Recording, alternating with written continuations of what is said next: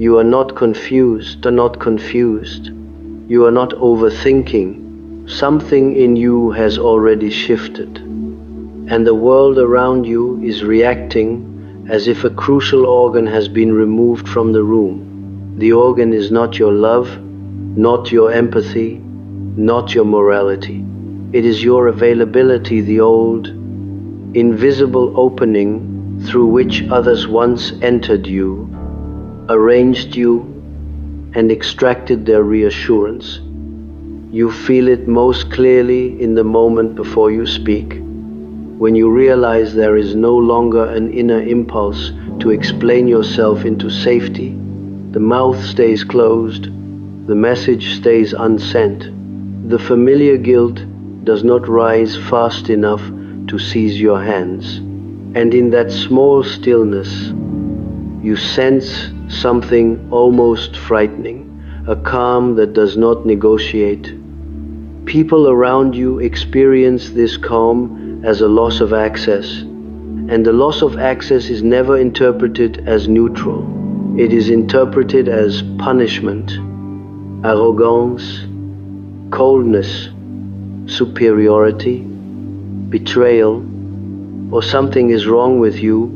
They will name it with whatever word protects the old arrangement, because what has ended is not conversation.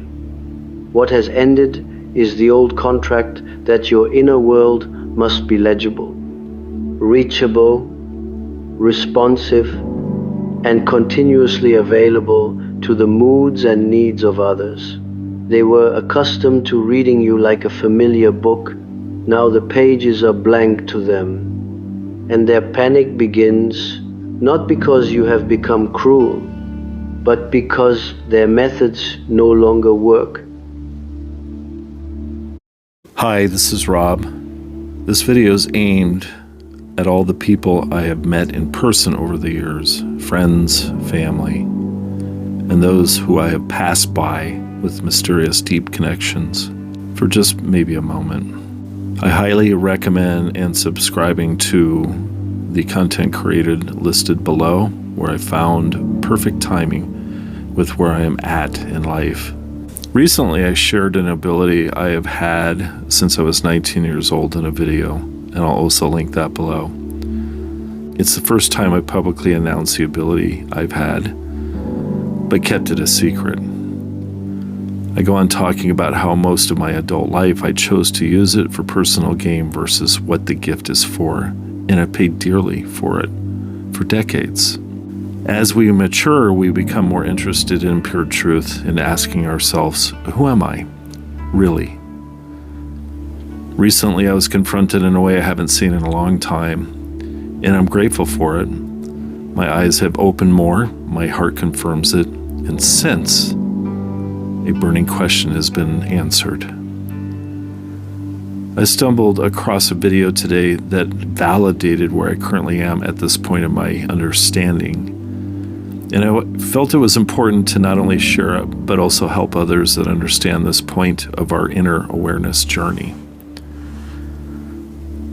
I have not cut you off because I think I'm higher in vibration. I'm just aware of my existence as our world is unfolding in the realms of devastation, disappointment, doubt, and lacking the understanding of love.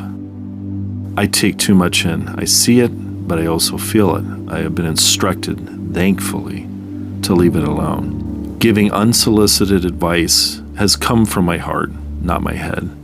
But the fact that it was not asked for was wasting my time, as it would yours as well.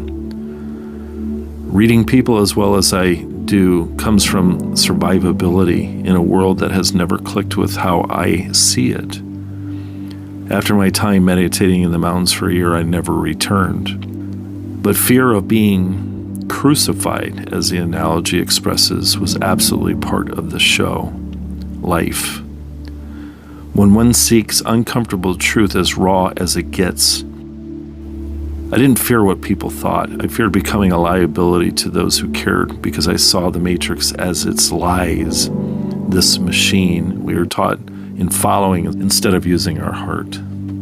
In 2008, I replugged myself into the system and acted normal so I wouldn't become a charity case for loved ones. Even job interviews while reclaiming the responsibilities we all signed up for. People could sense some kind of insincerity with my presentation, and rightfully so, questioning my intention because I wasn't being sincere. I was acting normal to get a normal job, and when I would, things out of my control would have me laid off within months. I knew the universe had different plans for me. So I decided to help others who I saw had an ability. I would try to encourage them with things that they never asked for, but I found out that I had more belief in them than they had in themselves. They didn't like that. I was searching for where I belong, and also became a puppet for those who had grand plans, which I was lacking. I opened the door to be used like a worn-out prostitute who is so spent that her perfume would no longer cover it up. I haven't seen the best in people, but I see the people. So I knew what I was getting into. It was a form of self-sacrifice, as I no longer wanted to live in this world filled with so many killers of hearts. I was willing to get the straw ripped out of me like the flying monkeys. And there are many. Kill me if this is what life is about. I'm not interested, nor smart enough to outthink the thinkers. So now I get to rest these energy exchanges. I didn't think this up. That's the beautiful part. I was told this by something much greater than us, and it came in a dream. And if you know my history, typically I would paint dreams, but this dream was specifically for me. So I end with this. There's nothing you have done to me in all these years, but be a great teacher. And I thank you, whether it was a good experience or bad.